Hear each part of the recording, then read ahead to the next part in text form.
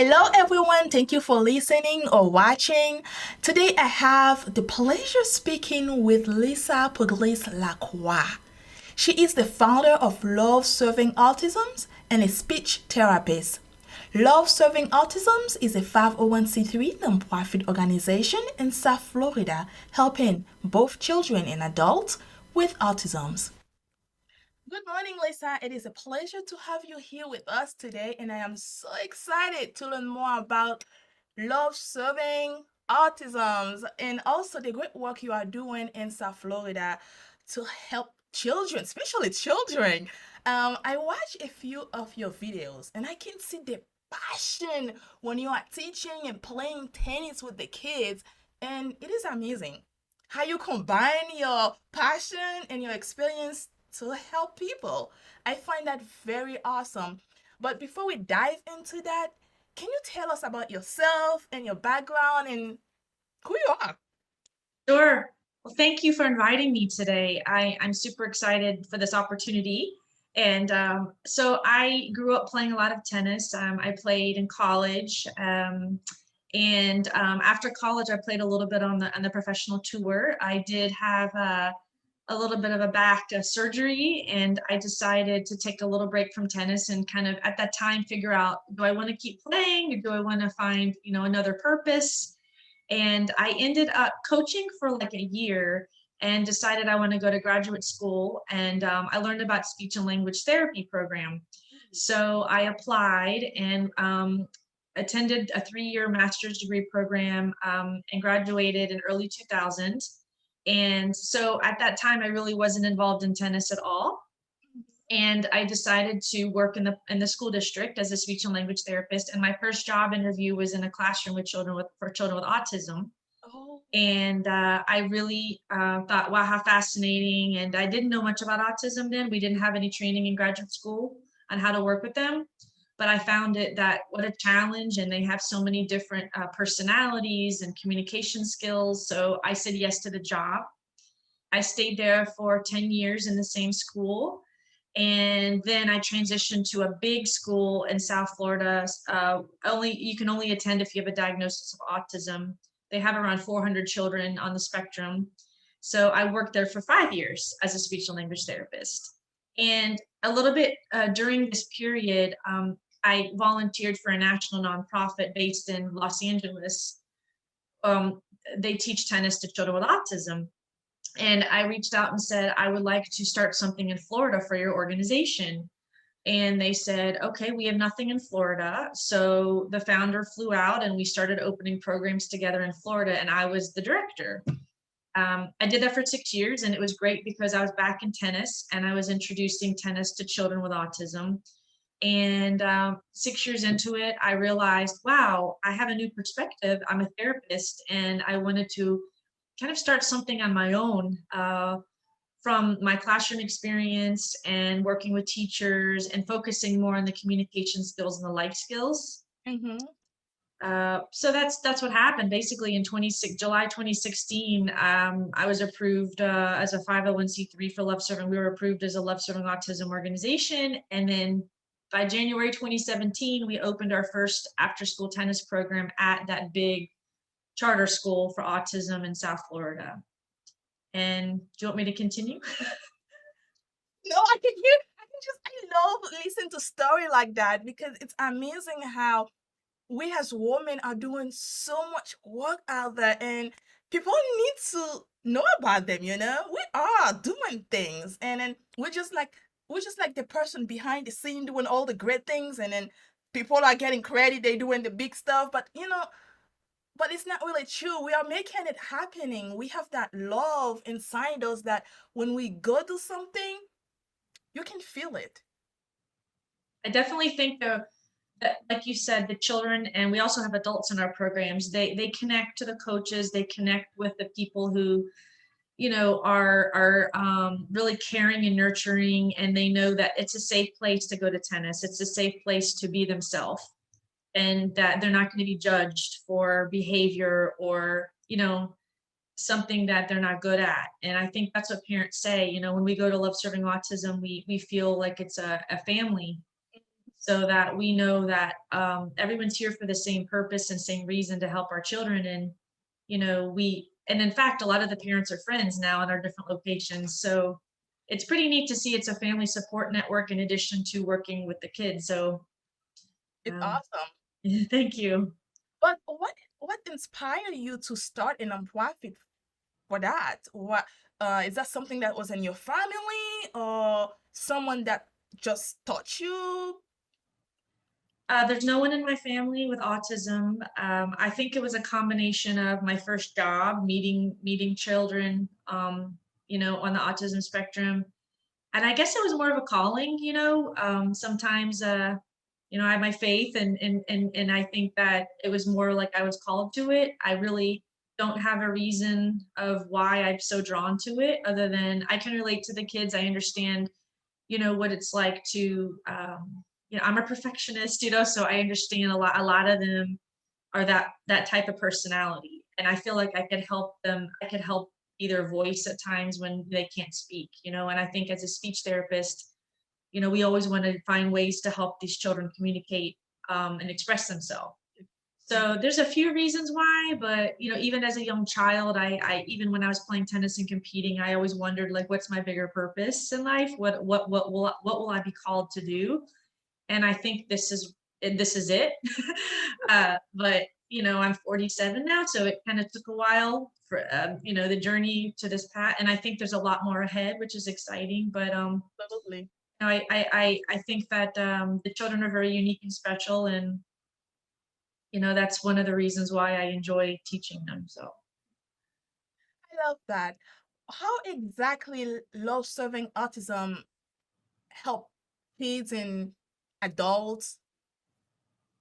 the tennis program is therapeutic. So in my mind, the tennis court is like a therapy experience. So if a child with autism, let's say they have no speech or they're nonverbal, they might come out to tennis, and we have visuals, or like cue cards, that we use for the children to process language.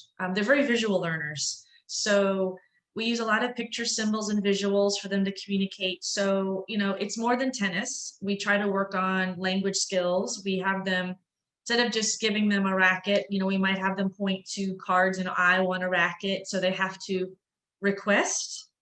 Oh, And we talk about life skills. Like, we every week we talk about a new, like, sportsmanship, listening, effort, and they get to focus on one character life trait a week for our tennis classes. So I think tennis is great because it's visual, it's very repetitive, and the tennis ball always goes back and forth, and I think mhm. that's one of the reasons.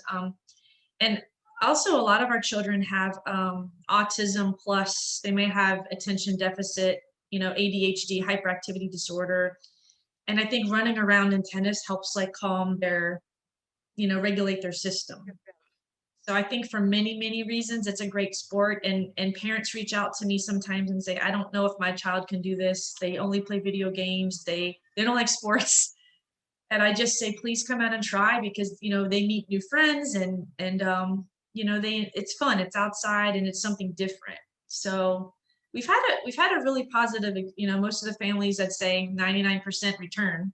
If a child sometimes is on medication and maybe they take a break, as far as behavior, sometimes the children have to work on behaviors before they can go back to tennis. But most of the time we have, it's a wonderful experience for the families and the coaches too, because the coaches are learning about special needs as Right. well. And most of the coaches are trained tennis professionals, so they don't have a lot of experience in the classroom, you know. That's So we have to try to provide the training for them so that they learn how to communicate with the kids and how to teach them. pretty much it's kind of like a different type of teaching. It is. It's a lot of modifying. It's a lot of, like I said, using the visual, the cue cards, and really knowing when to provide support and then when to fade the support. So, we want them to become as independent as possible. We don't want them to fail. We want them to succeed, but we want to challenge them too. So it's kind of a balance of all that in our classes. But you have been doing this for a long time now, and you are a speech therapist. Would you say kids with autism eventually respond better when being a part of the organization, part of the program? Oh, yes, that's a great question. In fact, and I don't have data, I wish I had recorded all of this, but when I started the organization, I worked at the same school as a speech therapist where we did our first tennis program. And some of the same children I worked with in the classroom would go outside to tennis and, they were talking more and communicating more and more attentive to the tennis instruction than they were in the classroom. And I Hmm. said, wow, is this the same child I just worked with inside and now they're going outside? They just had so much more fun maybe. And plus they get to see their friends and it's something they can engage in. It's more hands-on. So we are in the process of developing a system to track the progress so that we could say, okay, in the beginning of a 6-week class, the child starts, here with his communication skills. And at the end of the 6 weeks, we can see progress, maybe they're using more words or so we're working on all that. So that's a big goal. I think that would be great too, even for people who's coming into the program, that you can actually help them. Because I feel like sometimes some people might not like, I don't want to do this. It's a waste of time. It's not gonna help my kids. Right, But I think it's something like that will also, hey, this is proving it works. Give your child a chance right, to be a right. part of this. I think if we have the way to measure it and then we can say, listen, 70% of children improve in a year with this, I think parents should say, wow, this really makes an impact for the children of my child. And I think that parents are a little bit nervous to try something new because they don't know how their child will respond. Exactly. And I have to say that all you could do is try. And with me, the organization, I learn every day. We have our ups and downs. There's times I apply for grants, we get grants, other grants we get denied, and it's like, okay, it's a learning process. And it's the same with the families. They can bring their child out for 3 classes and it's great, and then maybe the fourth class, all of a sudden they had an off day, and maybe they weren't as maybe they didn't want to. It's like a transition where they go from the car to tennis, and maybe they're not ready to play tennis that day. And I say to the parents, that's okay, because the next session they can come back and do better. So we Exactly. just try to encourage the parents to continue, because the more repetition and on their routine, the better they're going to do. And I think that also one thing I learned even with my son. My son is my biggest cheerleader, and I am his biggest cheerleader. So I think as parents, if we be the cheerleader for our children, we stand behind them even if they are failing, but we're still supporting them. Right. That will actually, wow, my mom really think I'm doing good. All right, I can do this, I can do that. And I feel like there's more energy into them to wanna do it, to actually wanna even give it a chance. Yes. Yes. I think the children, they like to see their parents proud, and I think that's one of the reasons that the parents being supportive. Most of our programs, the parents are there. For the Saturday, Sunday classes, the parents drive them, they stay.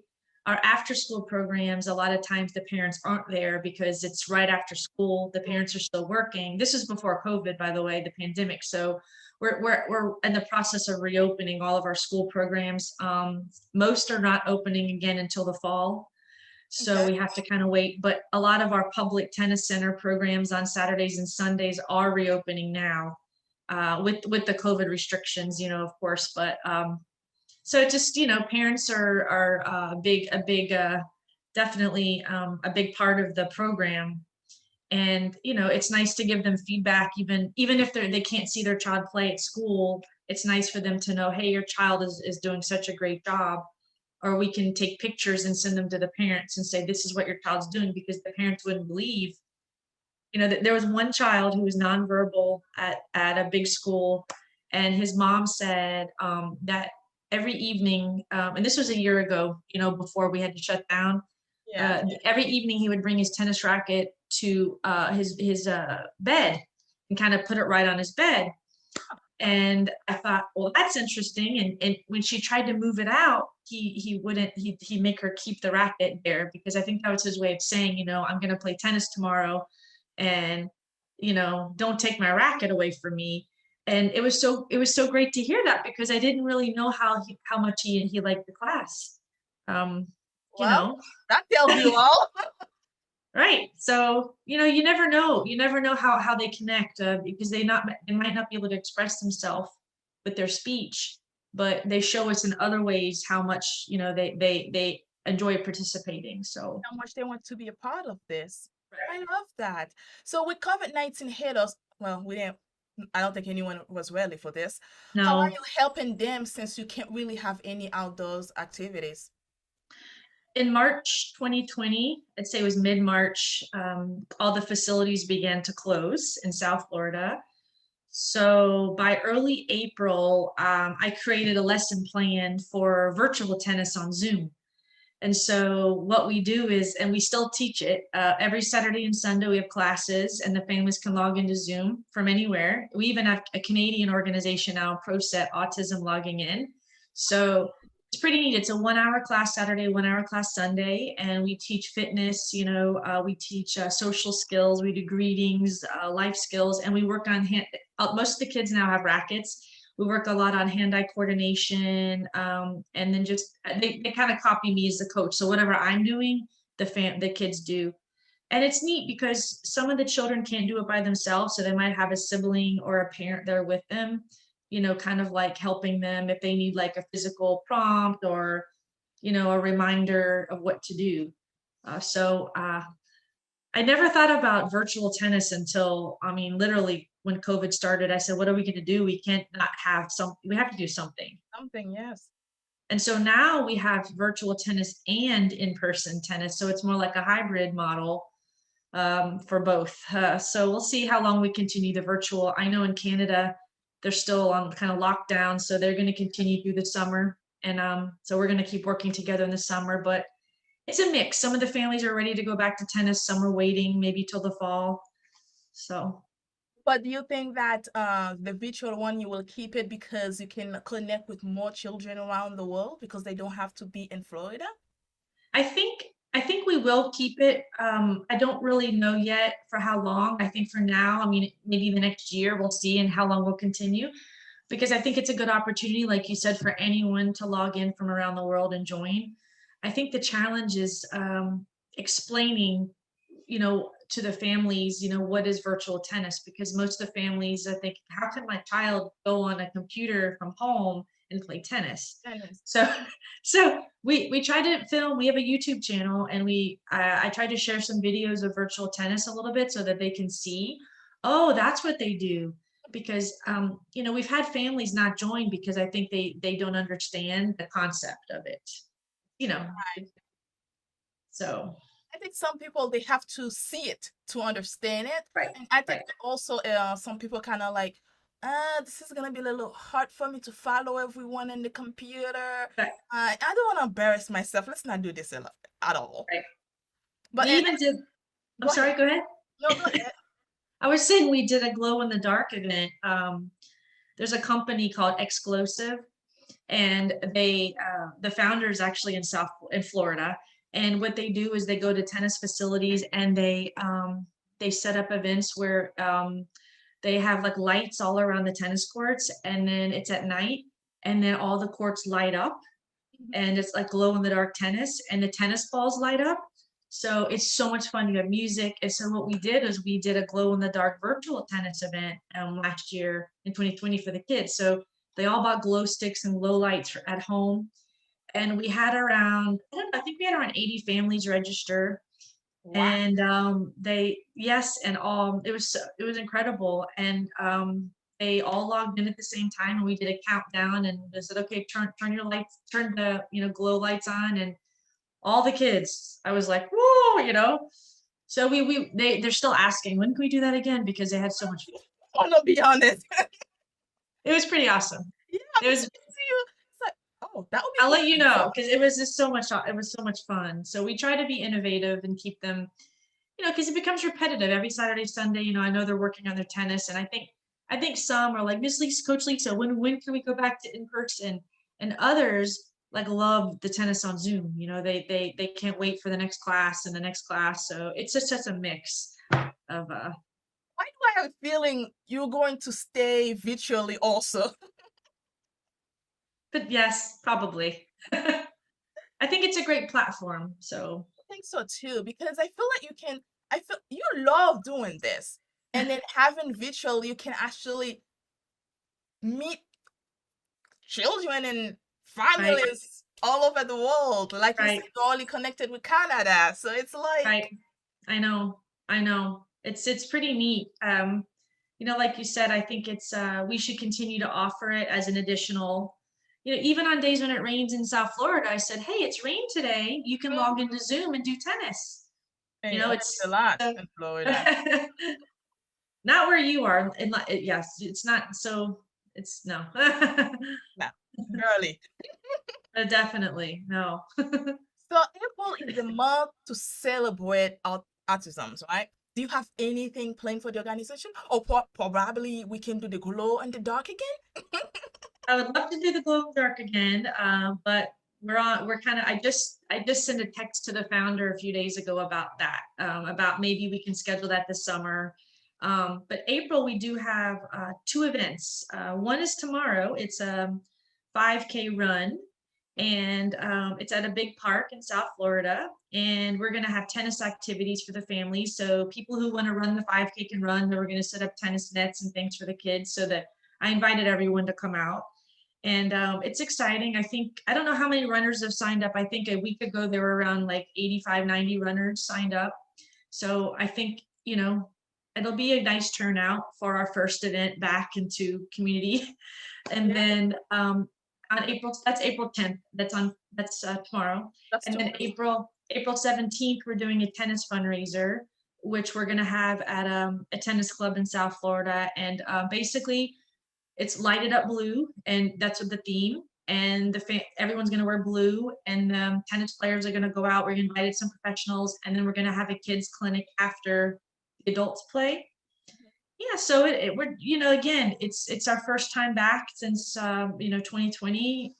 Being able to reschedule events, and it's nice. So that's our goal, is to get back on events on our calendar, and try to offer more to the families.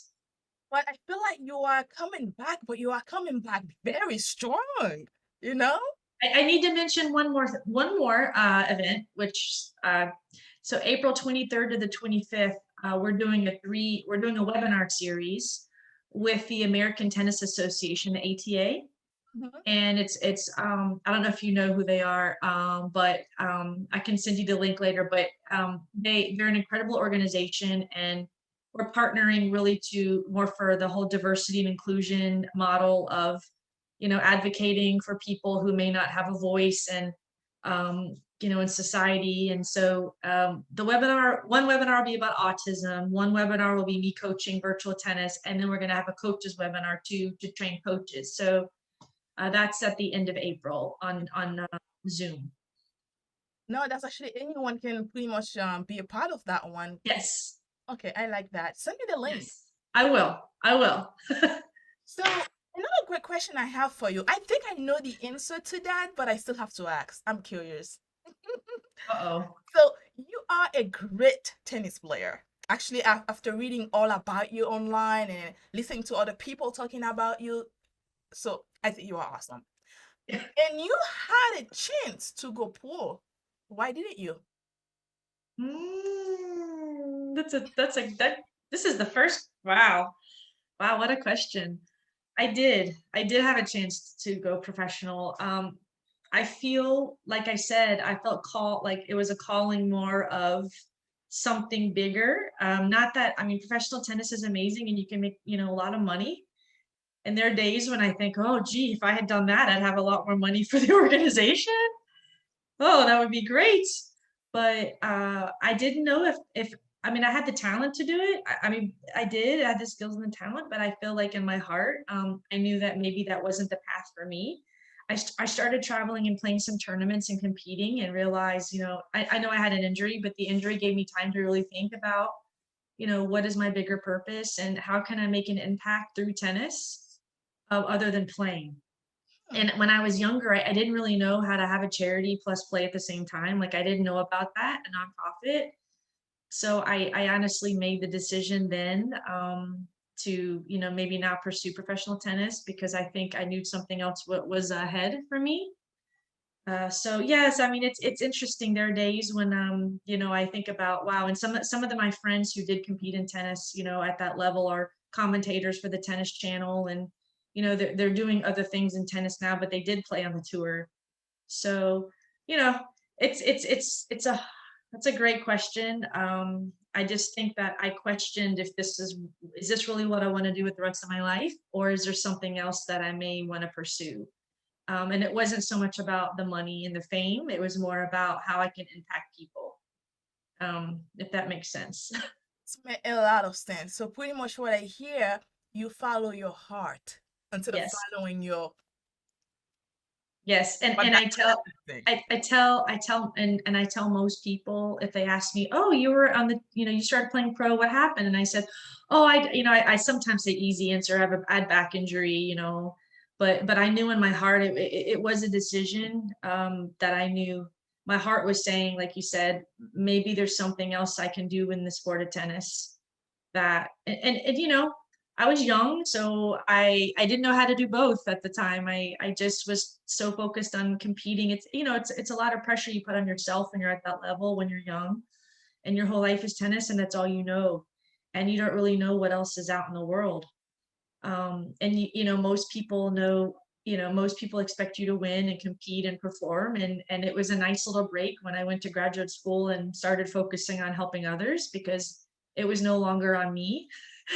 I have a wonderful family and they're very supportive, but it was more myself, critiquing myself as a woman, saying, "Oh, I could do better. I could do this. I could do that." And teaching tennis now to these children with autism and adults, it's so different because it's not about winning and performance and being number one in the world. It's more about changing their life, helping them, which impacts us. So it's just another world. That's Yes, all I can say. it, Mhm. it's more about giving hope to the families. It is, and in turn, they give us hope. I mean, these children persevere through. I mean, if I had known that back when I was younger, maybe I would have played a little longer. I don't know, but I didn't really know the level of. All I knew was how to play tennis, and I think that I kind of said, "Oh, it's kind of nice. I can maybe make a difference in someone else's life." Because when you're a pro tennis player or even college, it's all about training and taking care of yourself. It's very me, me, me. Yes. And when you start to, go out and we didn't really volunteer back then. We didn't know much about community outreach volunteering. Most on my women's tennis team in college, we were focused more on training in school training and competition. So I didn't really know what else there was. Um, but now thankfully I have enough connections in the tennis industry, which is great still, who they're able to help me build the organization.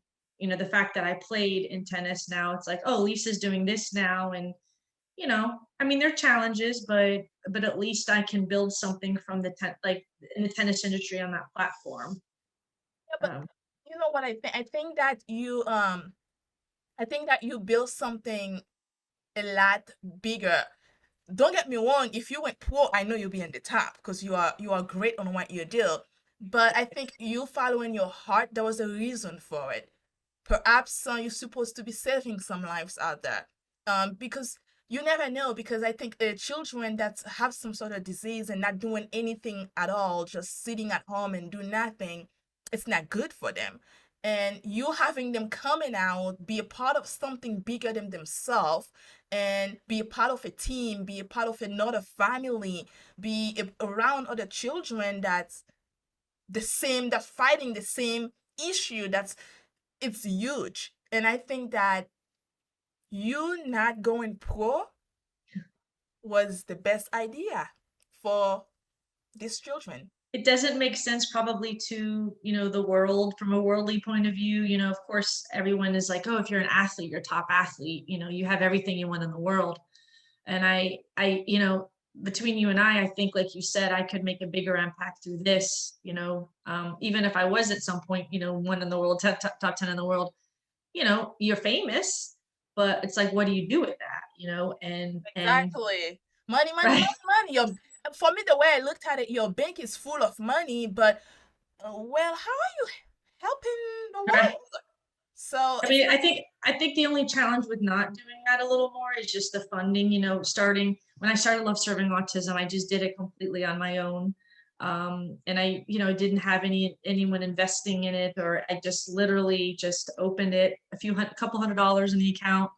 Let's get this going, you know, and that's a little bit in retrospect, like, whoa, that's pretty extreme, but I knew I was called to it. But I just didn't really have, you know, big funding to start with. So it's like kind of working backwards sometimes, where now I'm building all the funding moving forward, you know, trying to get grant opportunities and getting, you know, if a donor reaches out, kind of explaining our mission.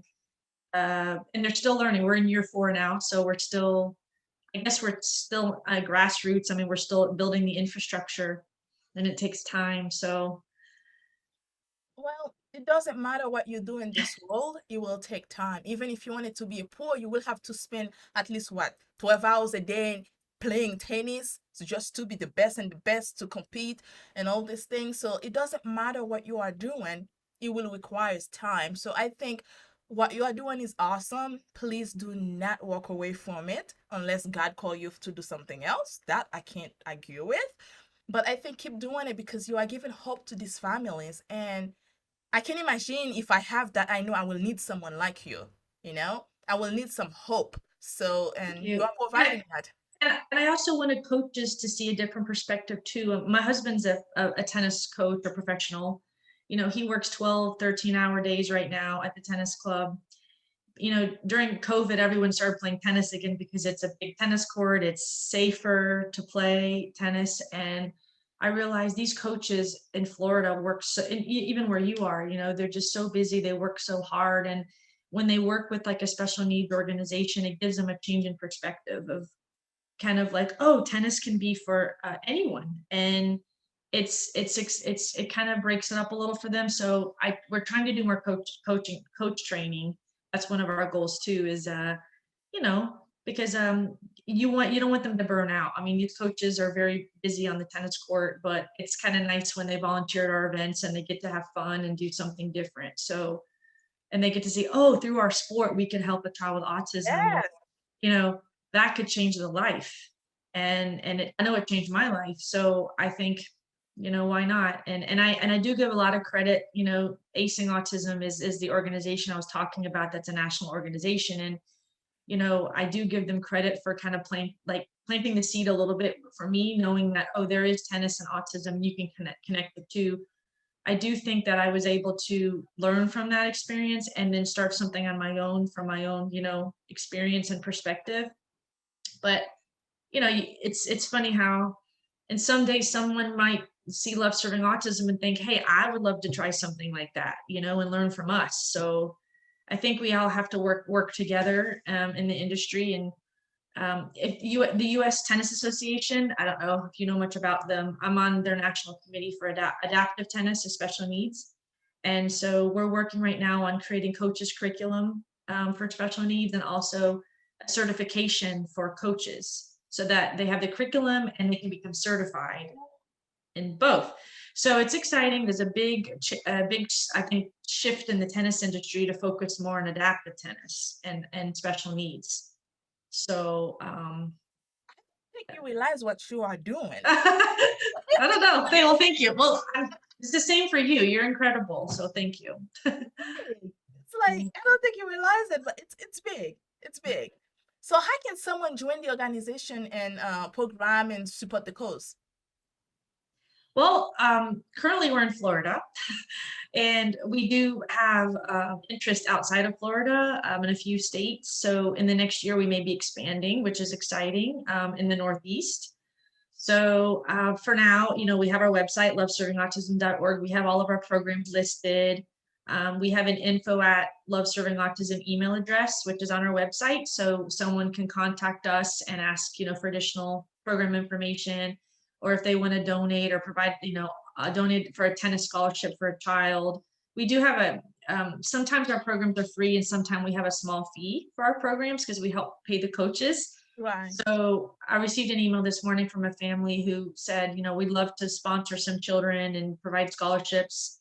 So there are those opportunities with our organization. And, again, we're just trying to reopen our programs and move forward and get everything, special events, fundraisers. I think in the next year we should be fully reopened again with everything. So So pretty much, if anyone in South Florida, if they like to become, they play I'm sorry, they play tennis, and they like to help, they can reach out to you. And right. And volunteers as well. If you're a high school student, you can get community service hours by volunteering with us. So you can go to one of our locations. And we're actually in North Florida now too. We're expanding through Florida. So we have programs.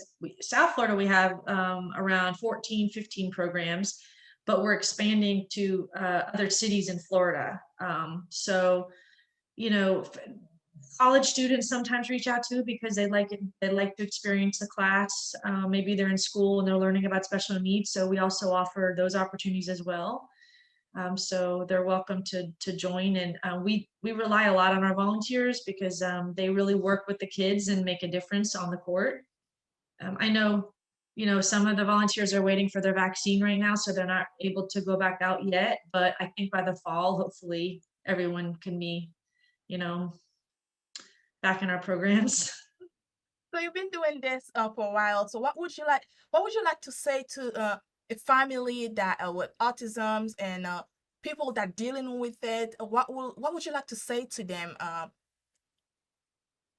About the organization or about tennis? Why is tennis And mhm. why tennis is why they should try to get their children to be a part of something, why they should join your organization actually to get help instead of just do nothing.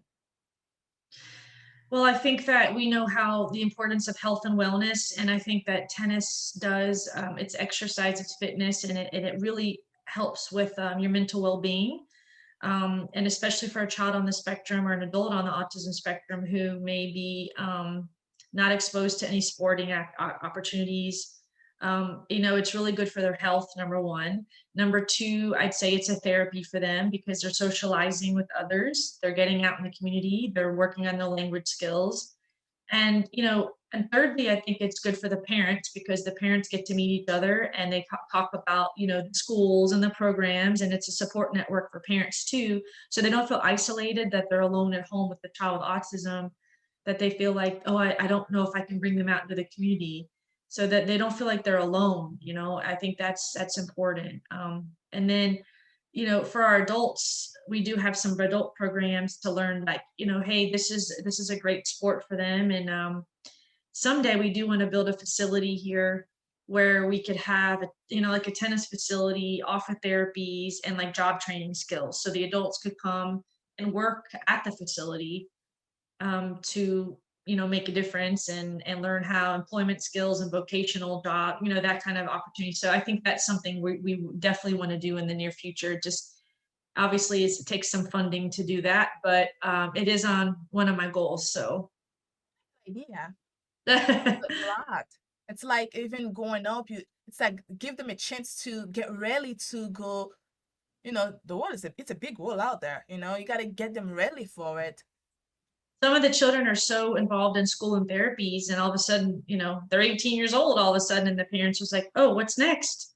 Exactly. And it's really scary, and I think that they have to start, thinking about it earlier on and transition them into a potential job opportunity, or whatever their child is gifted at or is interested in, try to pursue those opportunities for them, because if not, they're not going to have much of a life after school. They really need to get involved. And even if the child is not higher functioning on the spectrum, they could still find something they're passionate about. And here a lot of our grocery stores employ, Publix is one of them. I don't know if you know the Publix chain, but they employ individuals with autism, young adults, to work at their grocery stores. They bag groceries, they're very detail oriented. Right. So they like to line like the cans, and so there's a lot that the adults can do. And then for the ones who are like maybe higher functioning, they like to do computer work, IT. So it's a big range. But I just don't want parents to limit their choices. They should try to pursue what they can. Um, you know, Exactly. At least give your child a chance, because just because they have that doesn't mean they don't have a purpose, something in life that they want to do. Give them a chance to do it.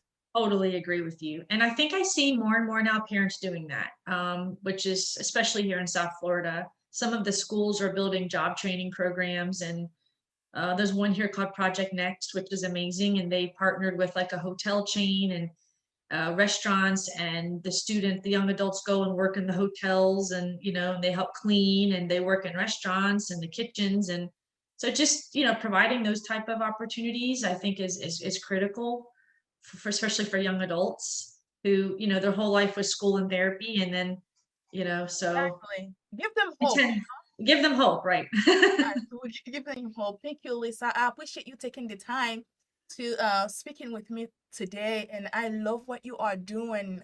And wow, you are helping a lot of people. You are giving them hope. Hope is something that we need. That keep us going.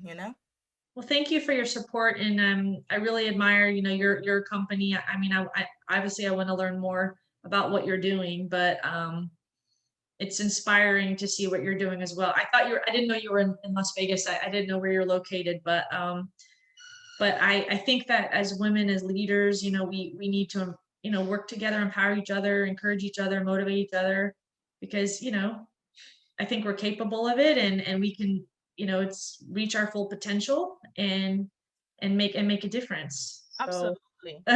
We need to work together, because that's the only way we can actually continue that path for our next generation. If we don't work together, then eventually they will just pull us down again. So right. That's we have right. to. That's right. And I will send you the webinar links for the event in April for the with the American Tennis Association. If you'd like, I can share that information with you. Um, Absolutely, and I would love to share it too, because okay. well, it's the month to celebrate that, so people need to know what's going on around them. Even I know COVID-19, some people is still a little bit like, I don't want to go out, I don't want to do this, but I feel like you're giving them options, because you also have the webinar that's gonna be online at the end of the month. So they have options. So if you are not in South Florida, you cannot be in person to be a part of the event tomorrow actually, then the webinar is coming. You can be anywhere in the world. Just be a part of it. That's Personally, right. personally, I'm waiting for the night one, because the glow in the But the dark, glow in that the sounds, dark. yeah, that sounds perfect for me. I want to do that. Oh, I'll email you a picture. It was incredible. It was absolutely incredible. Well, I did an in-person before COVID, and then we did the virtual, and both were just, the kids loved it. Oh, wow. And they're still talking about it. When's the next one? So Yes, yeah. if not. And then I just received a call yesterday about beach tennis. So we have a lot of beaches here, where you are too, and we can set up the beach tennis league. They want to set up nets for the kids and bring the kids out to the beach and teach them tennis. So we're going to schedule that for like the weekend of July 4th weekend here. So we're trying to do some fun events. Yeah, so The good. thing is that you're not only just teaching them, but you also, well, let me go back. You're not only just giving them hope, you're teaching them and also make it fun for them to want to be a part of it. Hey, That's what right. did you ask for? Thank you. Yeah, well, we're doing our best, but thank you so much for your support. You're welcome. Thank you so much, Lisa, for the opportunity to have this conversation with you and to learn more about your organization. You are doing amazing work, and we need more women like you taking the lead and making a difference. To learn more about Love Serving Autism, please visit www.loveservingautisms.org. Thank you for listening, and remember, knowledge is the key to success. Until next time.